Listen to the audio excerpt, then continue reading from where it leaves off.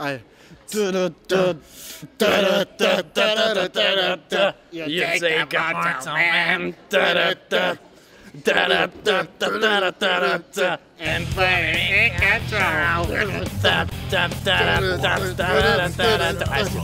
Казвам се Илана Карамитрова и съм ученичка в 11 клас в 91-а немска езикова гимназия, като в момента се намираме при подготовката на самия карнавал Фашинг. Ще протече общо взето като раздаване на Оскари, тъй като и това беше доста актуална тема.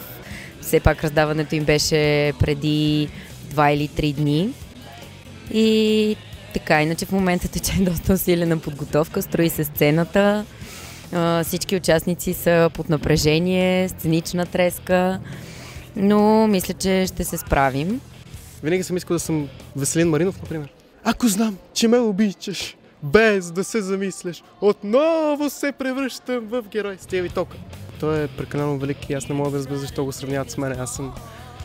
Просто съм толкова ниж да се сравнявам с толкова велико име. Аз съм Кристина. Аз съм Росен. И двамата сме от група Откат.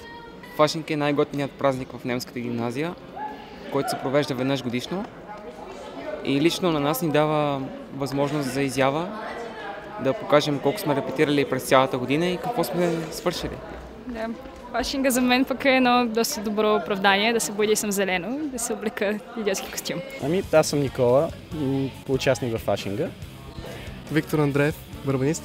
Фашинга за нас всички е един много голям и много важен ден. Един празник за цялото училище, в който ние можем да се изявим и да си покажем изпълнението. Да, благодаря ти.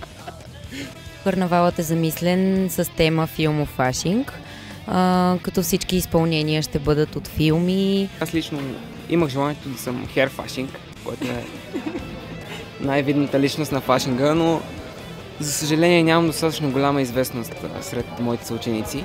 Stars shining bright above you.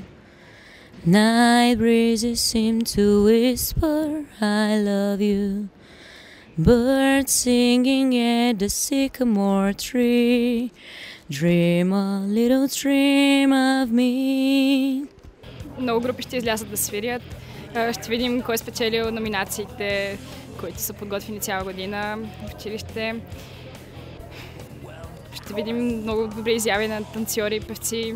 Това е наистина много готин концерт. Могат да се изявят всички ученици, желаещи. Нещо, което в моето училище няма. 133-то, госпожо Борисова, уважаем директор.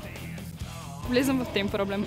Има доста неща, които можеш да научиш, и да поискаш съвет като цяло от връстници, хора на тази възраст, които биха могли да дадат обективен съвет за проблема ти. Да продължавате с същия дух така напред. И... Извинете. Да, извинете. И да имате още двойно повече потребители. Ще ви пожелая много успехи, много повече потребители, никакви проблеми с сайта. Да сте живи и здрави, да имате много почитатели, посетители и да продължавате да подкрепяте такива инициативи.